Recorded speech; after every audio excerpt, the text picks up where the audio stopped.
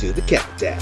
Countdown host MJ Book back for another episode here in the world of The Countdown. Do want to thank you all for tuning in as you are now listening in to part 2 of me and Rob counting down our worst movies ever. This list went a little long, but that was to be expected. Passionate topic. So instead of me blabbing, let's just dip right on into it. This is me and Rob finishing up our countdown of the worst movies ever, the top half. Please enjoy, and thank you again for listening, watching. It's greatly appreciated. All right. Well, my number 5 is going to be one you're very familiar with. We all did a podcast about it. It's Ready to Rumble. Yeah. Sorry, Eric. And I believe it's from 2000, or is it 2002? I can't remember. It's 2000. I had never seen this one. This was another one I didn't want to see, but we were going to do a podcast. We're trying to do wrestling film. So here we go. I got to watch it. Well, damn. Pretty much most movies with David Arquette, I'm not crazy about him as an actor. I feel like pretty much most movies that he's in are not going to be that great. I own a couple of them, like the Scream series. Scream series great. Is very good. And this is a guilty pleasure of mine. I even own Eight-Legged Freaks. All right. Giant spiders. How can you not like that? That's bad. It is bad, but like I said, a guilty pleasure. Yeah, it's okay, but this one, wow. I love wrestling. We all know that. The podcast I do. All right. He and Scott Conn star as Gordy and Sean, big wrestling fans like us. Hey, their favorite wrestler, Jimmy King, gets cheated out of his title by DDP and the promoter played by Joe Pantoliano. So they want to make it right. And they want to bring him, I guess, out of retirement. They want him to win his title back. These guys are sewage workers, which, of course, leads to so many crude jokes.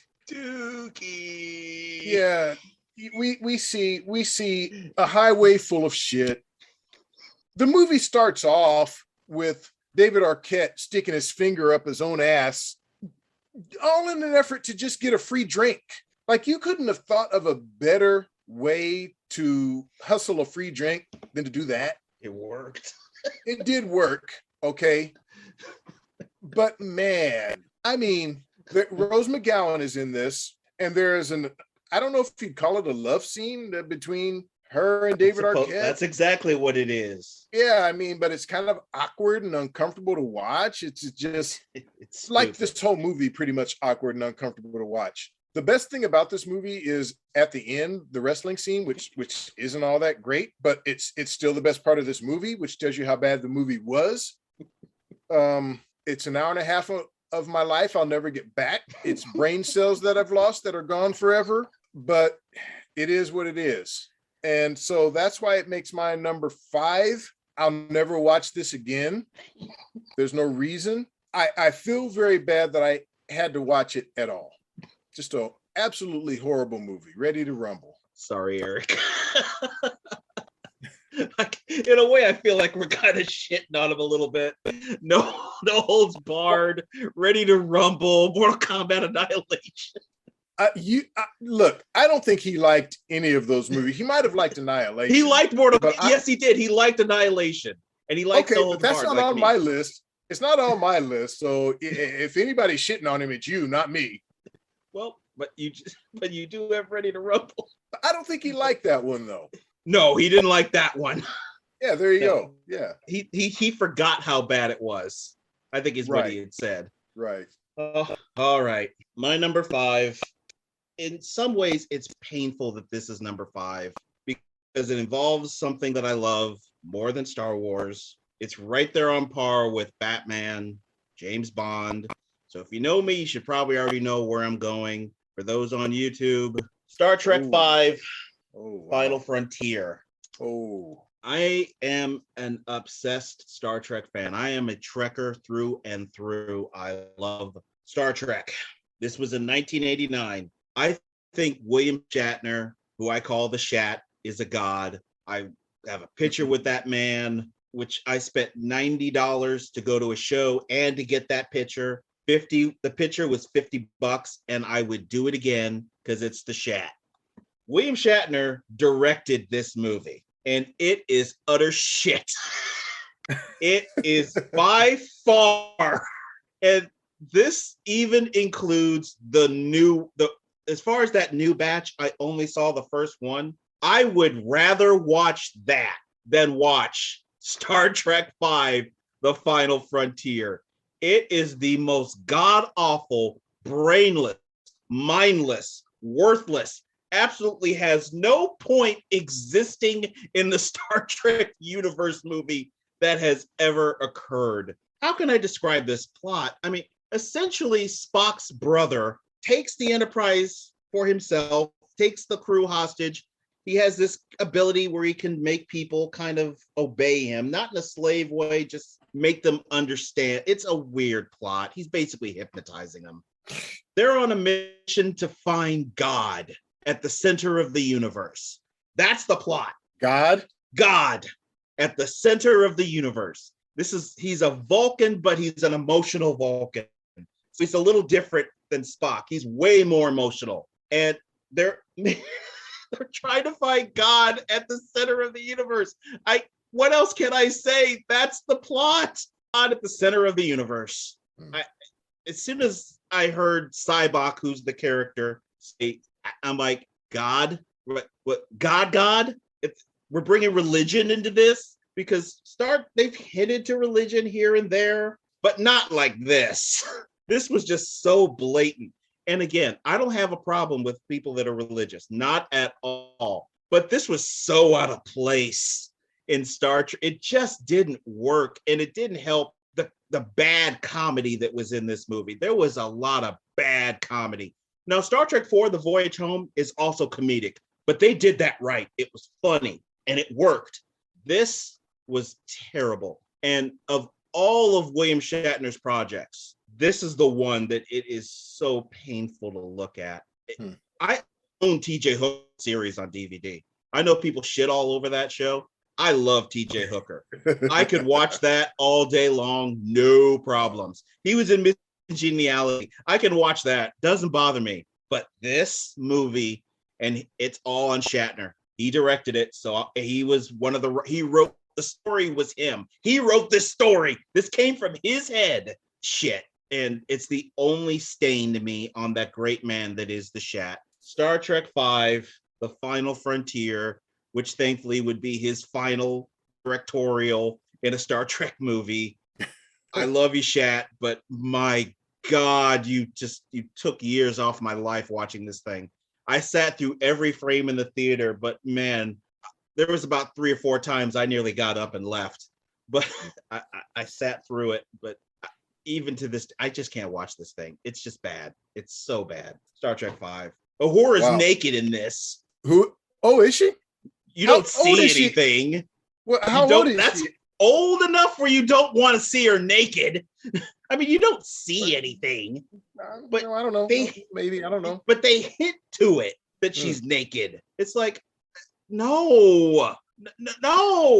Back in the day, weird. Yes. It's just weird. It's so weird. Star Trek. Well, I have never seen the film. Believe it or not, I've never seen any of the Star Trek films except for the Chris Pine ones, which I know you hate. I'm just trying to figure out the connection between Uhura's nudity and God. But you know what? I'll just pass, and I just won't watch it. I'll take your word for it that it was bad. Yeah, it's just bad, bro. It's all right. Bad. Well, look, man, we're up to my number 4. We're getting to the nitty gritty here. And man, look, we all know Eddie Murphy is a comic genius. At least I feel that way. Oh, no.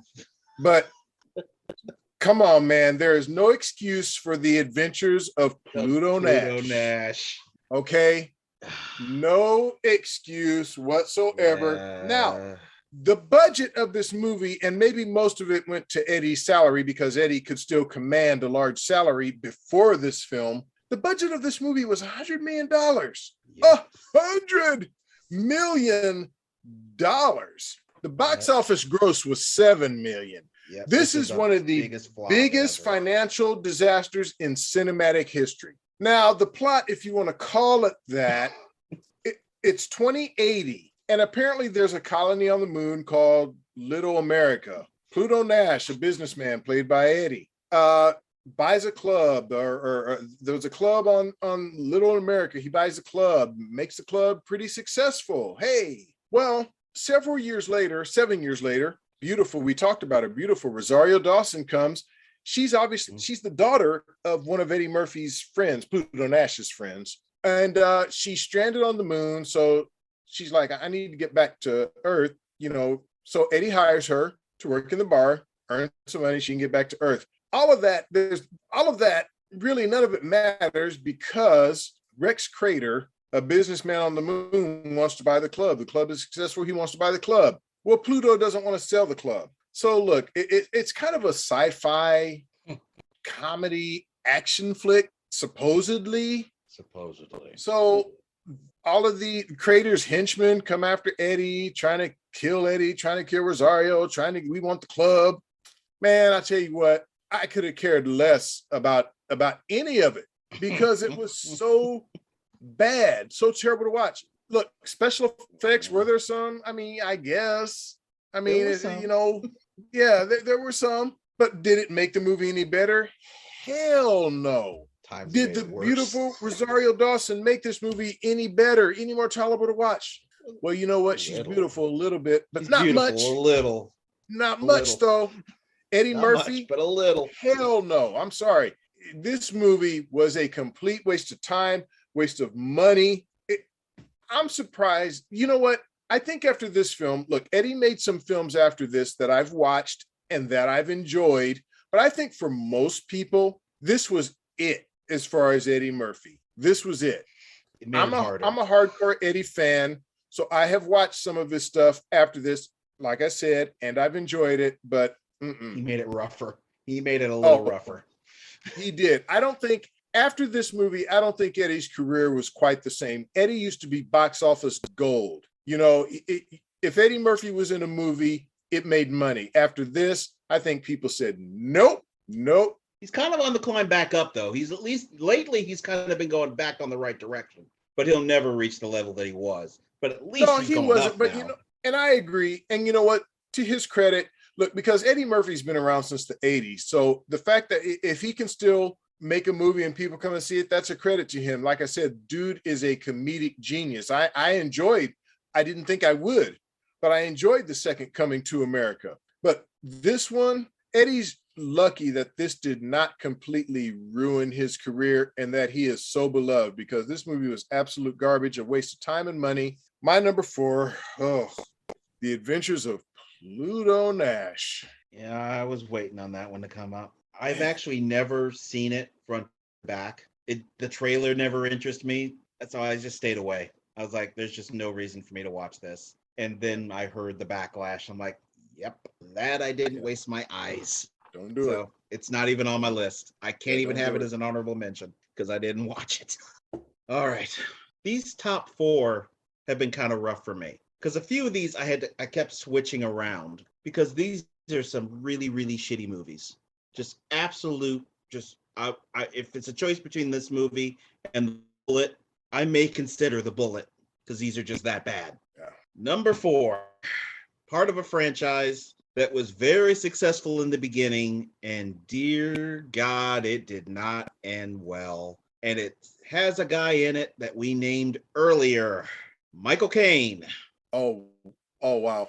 Jaws: The Revenge. Oh boy, this is truly one of the worst movies ever put to film. It's not hyperbole.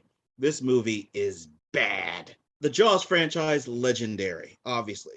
We've talked about it before on the show. I think I had it on my horror movie list. I think you said you would have had it on your horror movie list as well. I think you named it as one of your favorite movies of all time, Jaws. Mm-hmm. Jaws 2, not as good as 1, still very watchable. You don't like Jaws 3. I find it funny in a good way.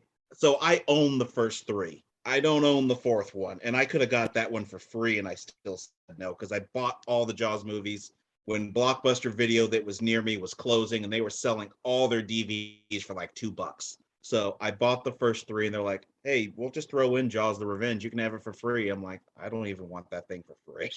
And I knew why they were doing it, because they knew nobody was going to buy that thing. Yeah, man, come on. The plot, I mean, obviously, it's a shark that eats people, but that's always been what it is. It's just a shark that eats people. but they decided to give the shark a little bit more of a backstory, I guess. This shark is on a quest for vengeance. Goodness knows that's what sharks do. They go out on quests of vengeance to eat people. This shark is dedicated and determined to kill the Brody family. Why, I don't know. You didn't know any of the other sharks that got blown up and electrocuted. But this shark wants to kill the Brody and follows them to a Caribbean climate where sharks can't live.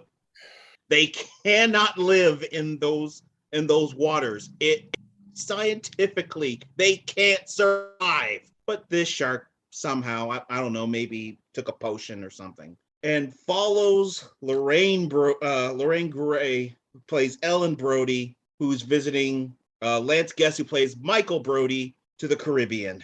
And she's got this psychic link to the shark. It's so bad. She literally can sense when the shark is near. They're mind connected. It's so bad. Mario Van Peebles is also in this, and spoiler alert, but who cares? Mario actually dies, but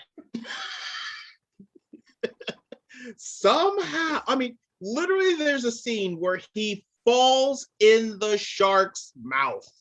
I mean, when the shark's biting you, you're dead. He fell in its mouth. Instant death. You're dead. But at the very end, you see him floating around. And this is after the shark. I'll get to what happened to the shark here in a second. This is after what happened to that shark at the end of this movie. He somehow survives. Not really a scratch on him, just painted in blood, but you don't really see scratches. He's not missing any limbs, even though he fell in a shark. Okay, whatever. The most legendary scene in this movie involves good old Michael Caine. This scene has become the stuff of legend. He's an airplane pilot, and Ellen Brody is stolen a boat, going out to chase him, and Michael and Mario, they all go out to try to find her. They find her. Now, this plane can land in the water. It's one of those. He lands it. They go to her. Now, he steps out, and the shark pops up, and Michael's like, oh, shit. It's like, yeah, shit. Exactly. He dives into the plane, and the shark starts to eat the plane. Now, we've seen the shark eat a helicopter. Jaws 2, he ate a helicopter. So it's like, okay, I'll let this go. Okay, you killed off Michael Caine. Fine, whatever. Minutes later, Michael Caine pops up onto the boat. Fine, he survives. But he's bone dry. He just got out of the water. He is bone. He's wearing even a white t-shirt, and he's bone dry. The filmmaker said they had filmed the scene so much that they didn't notice that he had dried. I'm like, shouldn't that have been the first thing you noticed? Yeah. You had him pop out of the water. Water. You couldn't just spray him. We'd have let it go, but whatever. Last thing on this movie, I said I'd get to the shark. The death scene of this shark. They rigged this device that hurts the shark's ears. And this shark starts to pop out of the water. Head first pops up, and it starts roaring like a lion, which I don't think sharks roar, but okay, whatever, it's your movie. And then the shark starts sticking more out of the water, and literally this shark is, his tip of his fin is holding him up. He's completely out of the water when Ellen Brody pile drives the mast, the pole at the front of that damn boat, right into it. And there's two different endings. One, the shark just spits out blood. The other, it blows up. Now, at this point, Mario Van Peebles is in there. He's in the shark. So he should have been impaled. He should have blown up, but he survives. This movie is so torturous. I watched this thing again. My God, this thing, it's 10 times worse. Than every time I see it, it gets worse. This thing is just bad. It's so terrible. I don't know what weed, what they were drinking, what they were smoking when they wrote this script. They had to hand this to a kid. But Jaws 4, The Revenge, it could easily be number one. It's such shit. but it's my number 4, and that just tells you how bad the movies above it are that this is 4. Well, you know what? This is perfect. And I think this is the first time we have agreed that we have a common movie on our list. It's my number 3. So I don't have to say much more. But what I will say is that you referenced it earlier. Jaws is my number 2 movie of all time. Jaws came out, and I believe it was 1975, 76. So that would have made me 9 or 10 years old. Maybe 77, I think it came out, actually, 77. So it'd make me 10, 11 years old. The most frightening movie I had ever seen at the time. And this is before there was cable television. You had to go to the theater if you wanted to see this movie. I begged my parents to let me go see this movie. I went to see it 4 times. I begged for them to let me go see this movie. They had to shell out money, but I love this movie so much. It just was such an incredible experience. This movie, it scared me. It frightened me. I loved all the characters. Matt Hooper, Roy Scheider's character, Chief Brody. So here's why. Look, and Jaws 2, you referenced Jaws 2. I enjoyed Jaws 2. Look, a drop off from Jaws 1, but look, Jaws 1 is a classic of all time. So it's a little, even if it's a drop off. Yeah. Jaws 2 I own Jaws 2 on Blu-ray. I enjoy it. Jaws 3D is a guilty pleasure. I don't own it. I am going to buy it, but it is a guilty pleasure. But Louis Gossett Jr. Louis Gossett Jr. is Calvin Bouchard. Love it. But this one, what drew me in is it had Lorraine Gary, who was in the original. All right. She was Ellen Brody. And I'm like, wow, if she's in it, it must have been a good script. If they got her to appear in this one, because she hadn't appeared in 2 or 3. She was fucking the producer. That's the only reason she was in it. And Michael Caine and Mario Van Peebles, who I was a fan of. And I have to say real quickly, rest in peace, Melvin Van Peebles, Mario's father. He passed away today. He made one of the first blaxploitation movies ever called Sweet Blacks Badass Revenge. Yeah. I own that movie. Look, it's not good. It's not very good. Okay. It's terrible. I'm just going to, but Mario did he made a movie called Badass, which is about the making of that movie. That movie is great. You should watch that. But unfortunately, the original, not very good. But anyway, back to Jaws, The Revenge. So I'm psyched to go see this one. Lorraine Gary's in it. But then I get in there and I find out, oh, wow, okay. So the plot of the movie is she is convinced that a great white shark is trying to kill her entire family. Okay, she's a widow. Martin Brody has died of a heart attack. I guess the stress of all of this shark business has caused him to have a heart attack. More like he read the script. Right. And then the youngest son apparently has been killed by a shark. The oldest son works in the Bahamas as a marine biologist or some shit. And so, apparently she just like you said, has this ability to believe the shark is trying to kill the entire family. Long story short, she tries to kill the shark with this boat.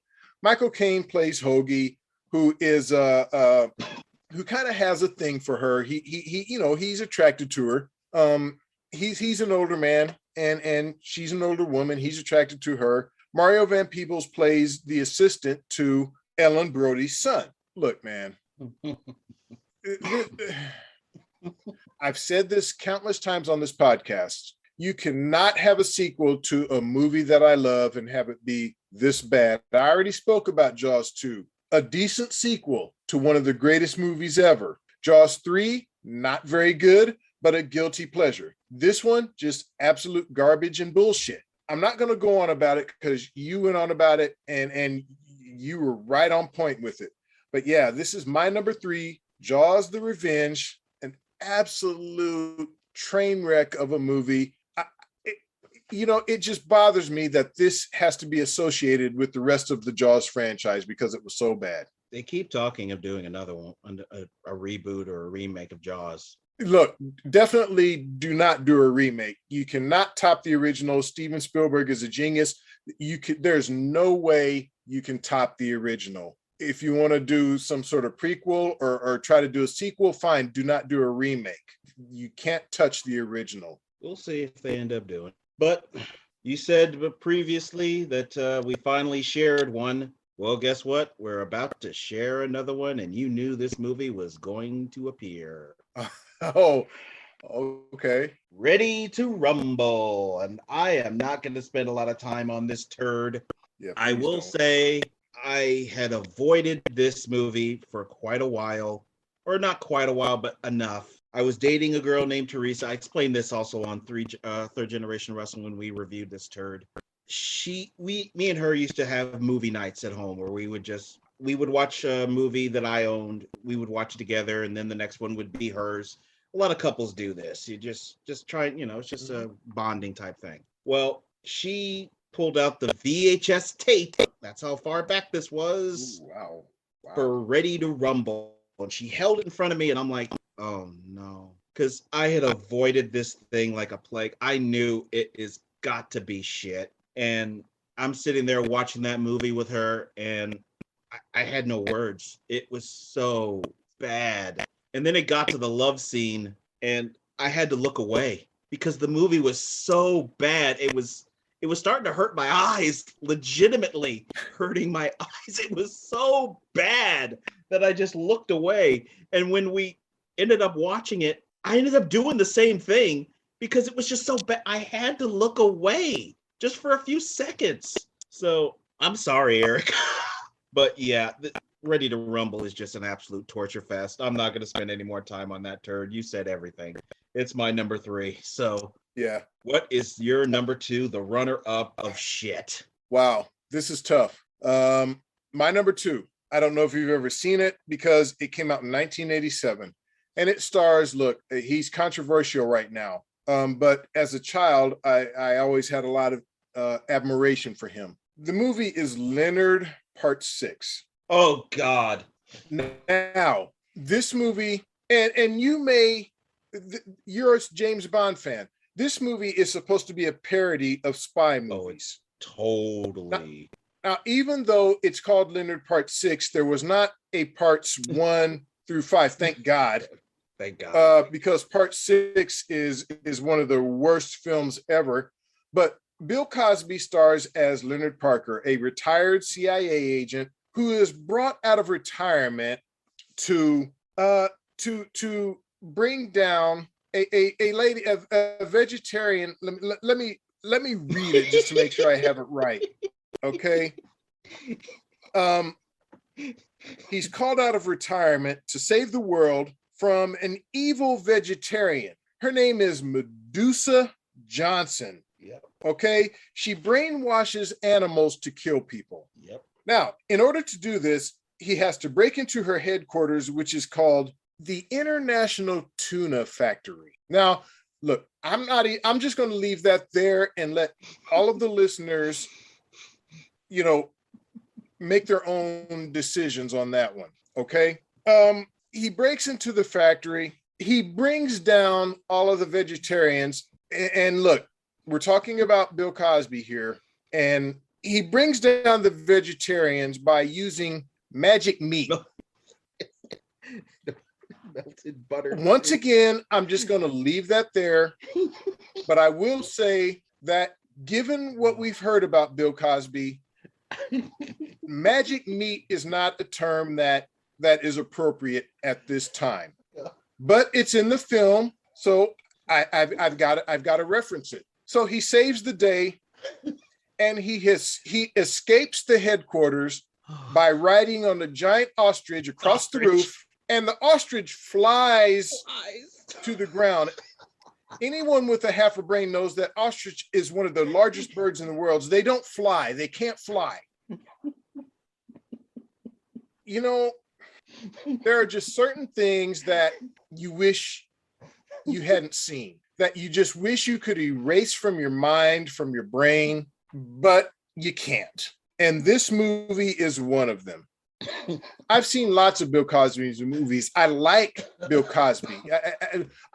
And I probably shouldn't say that right now. When I'm saying that, I'm talking about the Bill Cosby that I grew up with. You're talking about his work. Right. Yeah. But as far as the allegations, look, I do not approve of that. He got what he deserved. And I know he's out now, but it's a technicality. I'm going to leave that alone. But I do not approve of what he did. But I also do not approve of this movie. And I'm not equating this movie with the allegations. I want to make that clear. But this movie was, there's just no excuse. And I didn't mention this. Bill wrote and produced this movie. Yep. He didn't direct it, but he did write and produce it. Yep. But to Bill's credit, and like I said, given some of the things we know about Bill, I'm not sure credit and Bill are two words that should go together. But when this movie came out, it was widely criticized, panned by the critics. And I think most people who are movie fans know, look, to show our appreciation for movies, there are the Academy Awards, right? That's like the upper echelon of appreciation for a movie. Well, there's also the opposite end of the spectrum, which are the Golden Raspberry Awards, known as the Razzies. So obviously, Leonard Part 6 is nominated for multiple Razzies. So to his credit, Bill Cosby actually showed up to accept his and admitted that the movie was bad. Shortly before the movie came out, he told people it was bad. He told them not to go see the movie, even though he had produced and wrote it. Yep. So take his advice. Don't watch it. Don't watch it. Don't do that to yourself. My number 2, Leonard Part 6. Thank God there weren't parts 1 through 5. Oh God. Leonard Part 6 is on my dishonorable mentions. Okay. And I did rewatch that movie. That is one of the movies I did rewatch. Oh God, that thing is bad. Too bad, man. That thing is bad. It is so bad. It has not aged very well. It was really bad then. It's even worse now. So yeah. Leonard Part 6. Stupidly, I was a kid. That movie came out in 1987, and I was still believing in the Bill Cosby hype because love the Cosby Show, Fat Albert. I just didn't think Bill Cosby could Jello. I just didn't think the man could do anything wrong. Coke. Then I saw Coke, but then Coca-Cola. I watched this. Coca-Cola. But then saw this with melted butter and throwing patties and beat into computers, and they somehow short circuit and being tormented by maniacal lobster. It's so bad. It's just his spy outfit that he has on. There's just no redeeming qualities in this movie at all. It should not exist. It just shouldn't exist. All right. My brain still hurts. Mine hurts from watching that about 3-4 weeks ago. My number 2 and runner-up. There's a certain franchise that has been not exactly celebrated for not getting it right.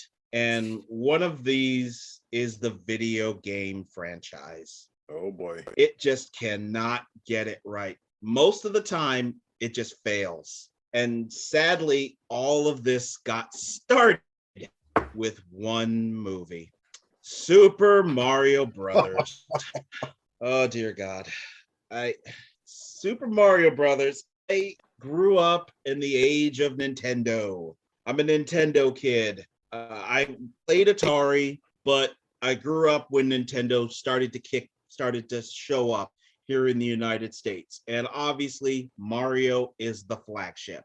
When you think of the video game franchise industry, Mario has got to be the first person you think of. So when I heard it was going to be a Mario Brothers movie, as a kid, I'm going to be hyped. I'm going to be excited. I'm going to watch it. No problem admitting that. I was so hyped sitting to watch this movie. I couldn't wait. I remember sitting in my chair just kind of bouncing. I was so excited to watch this movie. And Bob Hoskins, I think, is a great choice as Mario. I thought he looks like who Mario would be. John Leguizamo's Luigi. I was like, okay, I can get with that. I can see where you're going with this. I'm okay with that. Dennis Hopper is Koopa. I'm like, okay, that's interesting. I'm kind of curious where that's going to go. And then the movie starts. And I see where they're going to go with this as a parallel universe. Okay, that's a good way to introduce the Goombas and the weird world of Mario. But this movie is, without a shadow of a doubt, if suicide was an option, and I'm not joking on suicide, but I was getting real close when I was sitting there watching this movie. Real close. This is brutal. The scenes stuff that happened during the making of this movie, y'all need to look it up, because what was happening behind the scenes really explains why this movie is shit. The writing team kept getting switched around. They would be filming a scene and it was written a certain way, and then they'd be told, okay, it just got rewritten. Now we're doing it this way. And that would happen all the time. Certain actors just said, fuck it, and just started doing whatever the hell they want. Bob Hoskins brought liquor on the set and said most of the time we were drinking because there was nothing else to do. So we just started drinking. And rest in peace to Bob Hoskins, who passed away. Yeah, without a doubt. But when he got interviewed, I remember watching this. It is so hysterical. The reporter couldn't even get the words out of his mouth. What is the worst movie Bob stopped him right away and just said Super Mario Brothers. He couldn't even finish the sentence. Bob said it immediately, and he called it the most horrible piece of shit I've ever seen. John doesn't disagree with it. He calls it absolute garbage. Dennis Hopper, rest in peace. I think he passed away. Am I right on that? Yeah, he illed many years ago. Yeah. Okay. He called it an absolute horrible dumpster fire. Oh God. This was the start of the video game franchise movies, was this horrible thing. And it set the tone, because everything nearly after this has been just god awful. You can count on one hand how many were good. Mortal Kombat. I actually like the first Resident Evil movie. That kind of does it. The new Mortal Kombat I'd put on there too, even though there's a character who's fucking annoying. But this movie just made absolutely no sense. It's just terrible. The rewrites are all over the place. It has a dark look to it because it was originally written with a dark tone. Bruce Willis was originally going to be in this movie.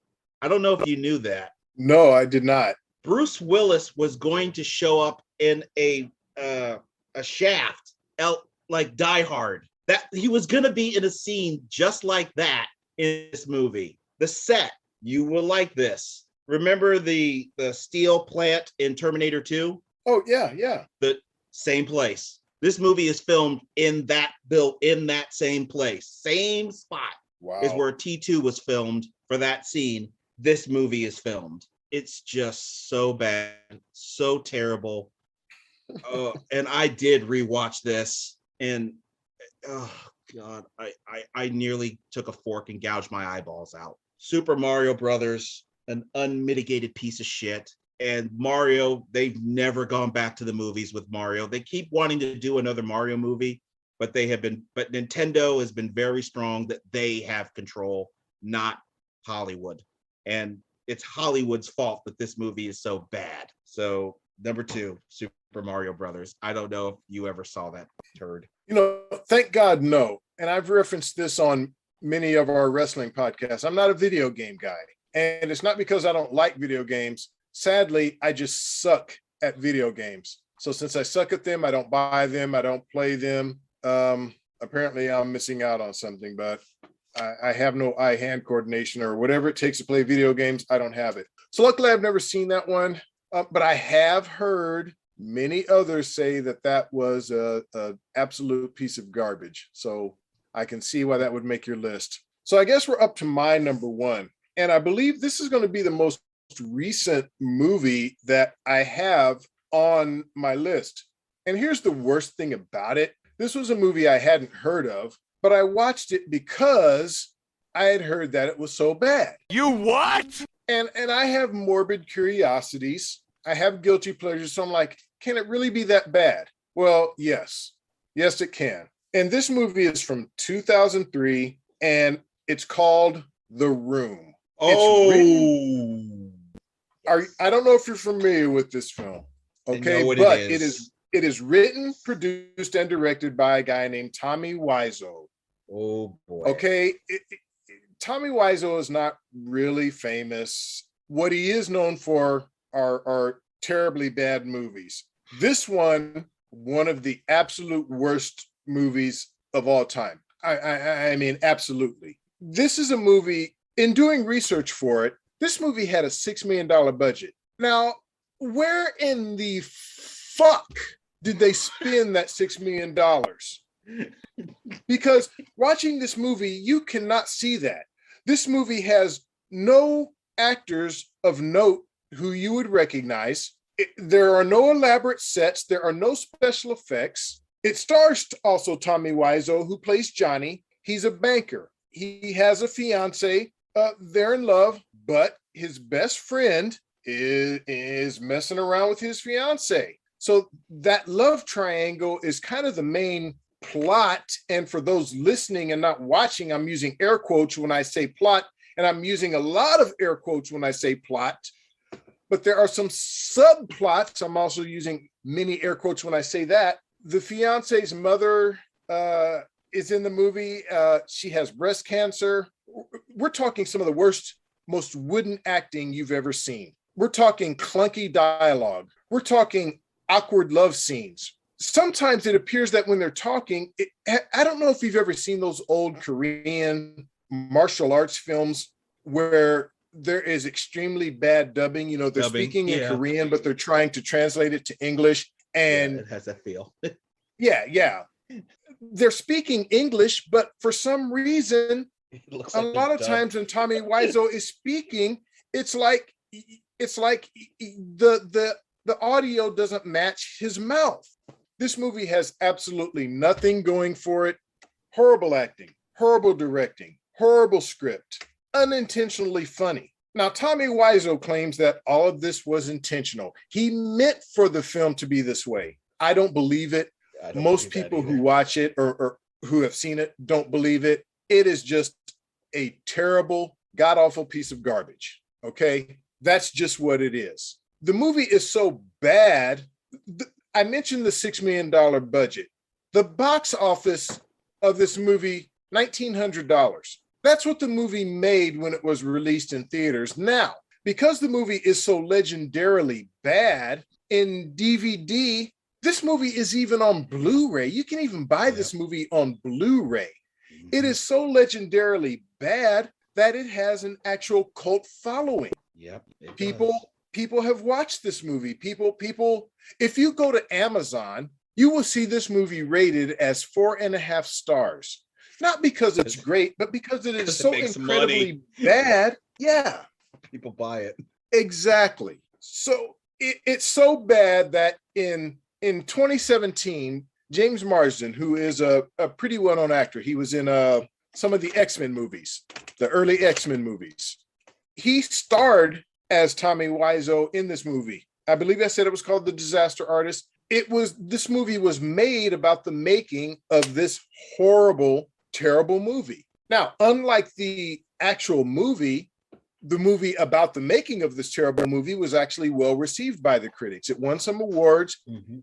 It received good critical reviews. So also because of that, it has enhanced the legend, if you want to call it that, of this incredibly, incredibly terrible film. All of the other films on my list, look, were they bad? I mean, they all were bad. But the thing about those movies is you could tell that the movie maker, they were trying to do something with the film. It just went wrong somewhere. When you watch this film, you have no idea what they were trying to do with it. It's like this guy got together with a bunch of his friends and said, I'm going to make a movie. Do you want to be in it? It'd be like if I asked you or Eric and Blake and said, I'm making a movie. Do you guys want to be in it? I don't care if you can't act. It doesn't matter. Do you want to be in it? That's what this movie looks like. That's what it plays out like. Now, I don't want to encourage people to watch it because it is so unbelievably bad. And I know that by telling people how bad it is, there are going to be these people out there curious enough to watch it. What I would suggest is don't waste an hour and a half of your life. Don't waste your brain cells. I don't care how high you get. I don't care how drunk you get. Don't do it. Go to YouTube, watch like a 6 or 10 minute excerpt of the movie. You can go to YouTube and they have like the best moments, using air quotes once again, of this movie. That alone will give you a feel for what the whole movie is like, how bad it is. You don't need to subject yourself to the whole film. Just don't do it. I'm telling you, don't do it. No matter how bad I'm telling you this film is, don't fall into the morbid curiosity. Do not watch the whole movie. Don't waste 90 minutes of your life doing that. The movie is about 90 minutes long. That's about 95 minutes too long. Watch some excerpts on YouTube. You'll get the gist of what I'm talking about. When you see when you watch the YouTube video and you see the first scene that they show you, you're going to know how bad this film is. You don't need to watch the whole film. Don't do it. The Room, 2003, the absolute worst film I've ever seen. I cannot express enough how bad this film is. Nothing going for it. Actors you will not recognize. Actors and actresses who cannot act. Awkward love scenes. Everything bad that can be in a movie is in this movie. My number one film of all time, I'm not going to go on about it. The Room, 2003, directed by Tommy Wiseau, written, produced by him also. I'm telling you, watch excerpts. Do not, I repeat, do not watch the entire film. Oddly enough, Internet Movie Database has that as a 3.7. It's too high, way too high. It has Ready to Rumble actually being worse, I think it was. No, it was Leonard. It had Leonard being worse. It was like a 2 point something. On Amazon, The Room is 4.5 stars. Those people are doing meth or smoking weed from Mars or drinking way too much. And the multi-format version is $25. Don't do it. I'm telling you, don't do it. Don't do it. I don't care how curious you get. Don't pay that money. Don't waste your time, your brain cells, your life. Look, man, I know it's only 90 minutes. There's a lot you can do in 90 minutes. Okay. You can read the Bible. You can study, sleep. You can do anything. Drink. You can spend time with your child. If you have a child, you can spend time with your child. You can do anything with that 90 minutes. Don't watch this movie. Please, people, don't do it. Public service announcement brought to you by Rob. I'm just trying to help. Appreciate the help. And I'm going to just mention a few other dishonorable mentions because The Room is on my dishonorable mention. I had never watched it until literally like a month and a half ago. It's just odd. Oh, so you watched it? I watched it. Oh, I feel bad, man. It's odd. I just didn't get it. I didn't get it. I'm just sitting here like, what the hell am I looking at? I just didn't get it. Yeah. So it didn't make it on my list because it was just so I just didn't get it. It was weird. Yeah. Unfortunately, I have morbid curiosity, so I fell into the trap. I said, how bad can it be? Let me watch this. And it's bad. And I regret it. I regret it. It's definitely bad. But I'm just going to throw out just a few dishonorable mentions. Teenage Mutant Ninja Turtles 3, back from 1993. Michael Bay's Teenage Mutant Ninja Turtles. Star Trek 2009. Dungeons and Dragons from 2000. Dolph Lundgren's The Punisher. The Hulk. Spider-Man 3. And you will appreciate this. Godzilla. Oh. Yeah. And I don't mean the more recent one.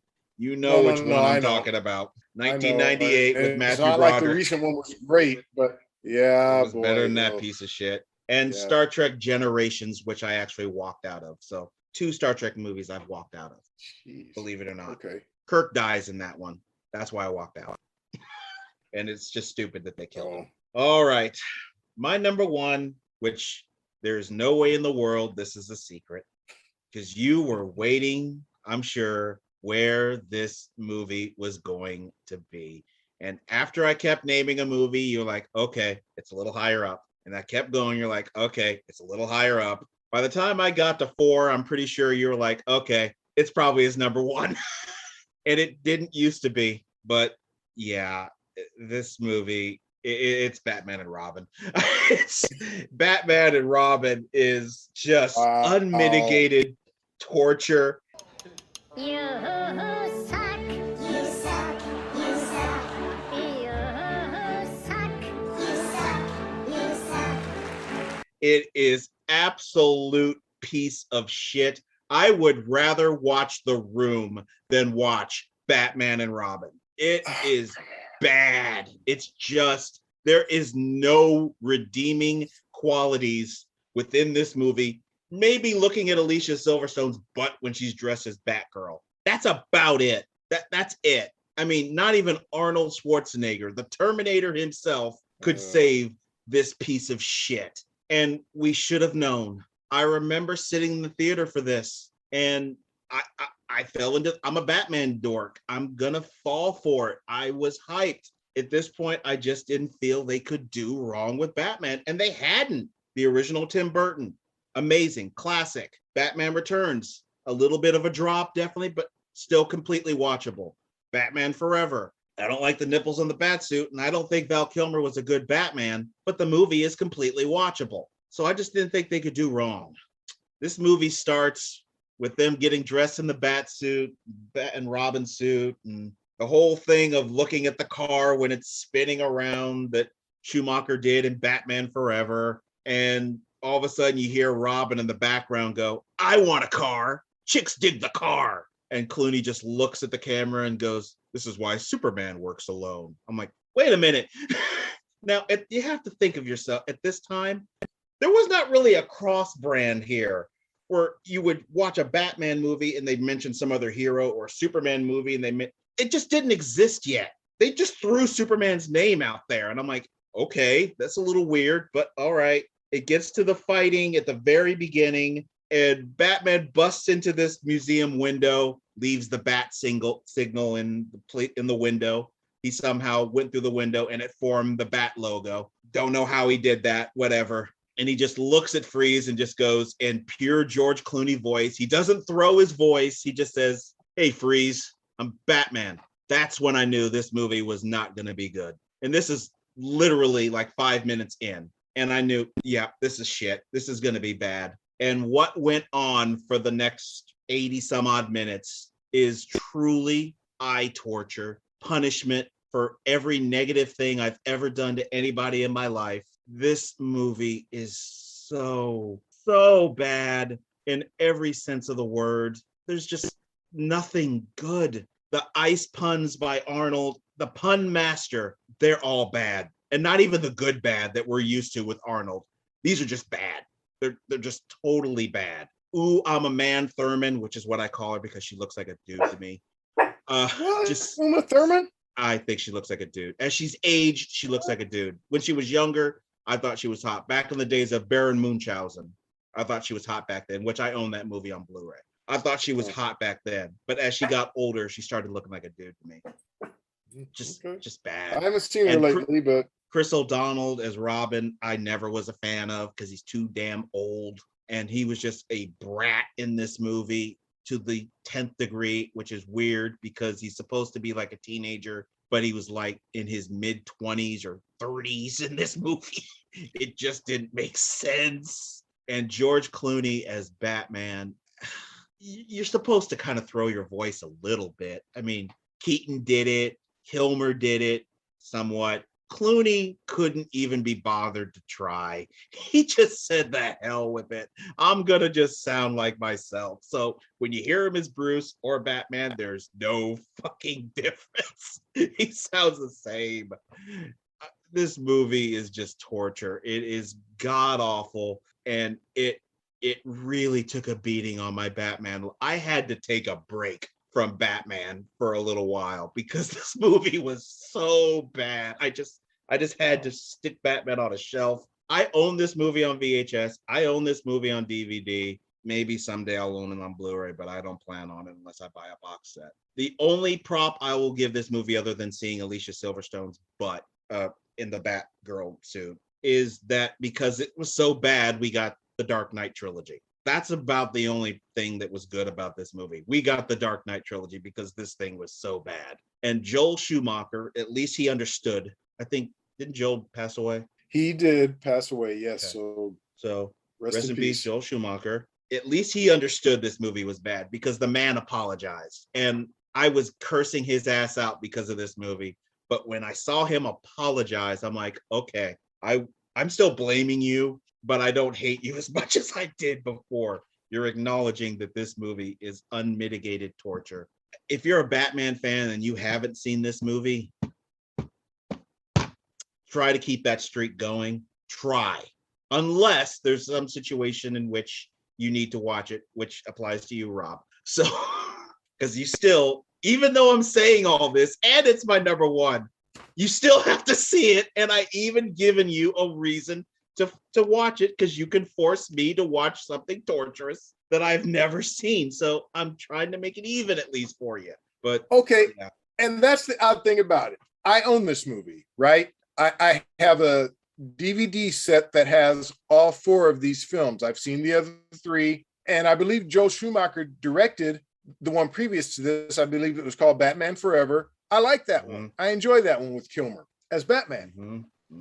So, but I heard mostly from you how bad this one was, so I have avoided it. So you're on this podcast telling everybody else listening, don't watch it, but you have continuously tried to convince me to watch it.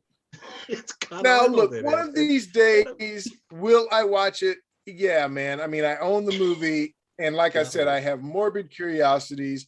I will watch it sometime. I'll even watch it with you if it takes that. It's not that. What I'm trying for, as far as you're concerned, what I'm trying to do is I'm trying to think, okay, what movie can I possibly torture you with? Right? I want to make sure that I know what movie I want to torture you with before I let you know that, okay, I'm going to watch Batman and Robin. I want to be able to say to you, but you have to watch this. So I'm still working on that. So, but yeah, man, I've heard not just from you, but from other people how bad this one was, which is why I've avoided it so much, because I enjoy the rest of them in the series. I'm not nearly as big of a Batman fan as you are, but who doesn't love Batman? All right. So I'm curious, but like I said, once I figure out what I want to torture you, once I figure out what I want to torture you with, then I will go ahead and watch. Like I said, I already own it, so why not watch it? I've already paid. It's already bought and paid for. I already own it, so why not watch it? I will as soon as I figure out what I can absolutely, positively torture you with. I think I already know what you'll end up picking, but I'm not going to give you ideas. So I'm pretty sure I know. But okay, all right, maybe. But that's it. That is our 10. And I am going to mention one more dishonorable mention. And the reason this one's a dishonorable mention, it couldn't make it into the 10 because it's not a theatrical movie. Because had I counted this, it would have been number 1. Because it is really, really bad, and it is called The Amazing Bulk. I don't know if you've heard of it. What? The Amazing Bulk. No. It is exactly what you're thinking it is. It is a spoof of The Incredible Hulk, except this is one of those overseas type of spoofs where they are deliberately, blatantly copying, and it is god awful. Well, The Amazing Bulk, it's free on YouTube. You can watch it if you want to. I wouldn't recommend it, but oh good God, it's the worst movie not in a theater. It's just god awful. It's so awful. I lost brain cells watching that movie. It is, if it was a choice between that and Batman and Robin, I'd probably watch Batman and Robin. Wow. It's that bad. It's that bad. One thing I will say, and I'll make it brief. I know we've been going a long time. When we originally talked about this list, and this is another reason why it took so long for me to get my list together, is I have a lot of movies that I know good and well are awful movies, but I like them. But then you said, well, no, don't use those because maybe one day we'll do a guilty pleasures list. So when I had to throw a lot of those movies away, it was like, okay, well, damn, now I got to go back to the drawing board. So that's another reason why this one took so long. Well, guilty pleasures, we like those movies. That's the difference. These we don't like. The guilty pleasures, we're acknowledging their shit, but we like them. Like Howard the Duck. It's shit, but I love that movie. Yeah, well, you're half right. To me, it's just shit. It's okay. I know I'm alone in that one, and I will die on that sword. I don't care. But that's it. Duck that titties. Is our. I don't care. I cracked up when I saw that. That is our list. What do y'all think? What would be on your list? Do you have any show ideas? What to you is the worst movies ever made? You can get a hold of me in plenty different ways. Right there, if you're on YouTube, you can see them. You can go on to emailing me. Just send an email out to thecountdown2020@gmail.com. You can go onto the Facebook page. Just search the Countdown 2020 Podcast 1. Go on Twitter. Just go @thecountdownpo1. On Instagram, Countdown 20. Spotify, you can listen to all the episodes. Just search The Countdown 2020. I'm on Amazon Audible. Just search The Countdown Podcast. I'm on iHEART Radio. Again, search The Countdown Podcast. You can go on to Podbean. All these episodes are released through Podbean, and you have access to the archive. Just search the episode, search Podbean, The Countdown Podcast, or you can go to the archive website that's there, countdown2020.podbean.com. And of course, YouTube, got The Countdown Podcast with MJ Book. Search for that. Also, I'm going to let you do the advertisement for Third Generation Wrestling, sir. Go ahead. Well, you know, our esteemed host, The Real Big E, he's the expert on that. But I know that we post audio and video on YouTube. We're also on Apple iTunes. We're on Podbean, and we are also on Instagram. So hit us up there. MJ Book, he's a frequent guest on the show, and we've had some great shows lately. We recently went to AEW All Out in Chicago, saw it live, one of the greatest pay-per-views, I think, ever. And we've done a show about that. We recently did a show, just a discussion show, talking about the product, WWE, the new NXT, AEW. MJ Book was featured on that one. So yeah, hit us up on that. If you're a wrestling fan, or even if you're not, just give us a try. Think you'll enjoy it. Definitely. And do want to take this time to thank you again, Rob, for coming on to the show. We've been meaning to do this thing for quite a while, and it's good to finally get this thing done. Thank you very much for coming on to the show again. I guess the next one we'll have to do is the Guilty Pleasures one. That one will be easier for me. I promise that one, it won't take me nearly as long as it took to get this one complete, because I've got a lot of guilty pleasures, and I look forward to that one. All right, I guess we can agree. That's going to be our next one, is the Guilty Pleasures. I'm going to throw this out here again. This episode, of course, for Ronda. So rest in peace, miss you, and wish you were here, but I know your things are better for you now. But I still miss you, girl. And please, thank you all for listening in. This is going to be a two-parter. If you're listening, you already know it. It's going to be a two-parter. But this is what happens when passionate about a subject. I already knew this one would be too, so no big deal. And I will catch you all again. But before I do that, I do have to throw out the mcomtech.com. I got to thank them for the royalty-free music that I use, Ice Flow. Kevin McLeod, thank you for that. I've been using that from the beginning of the show, and I will catch you all again on the next episode of The Countdown. Have yourself a great day or evening, whatever time.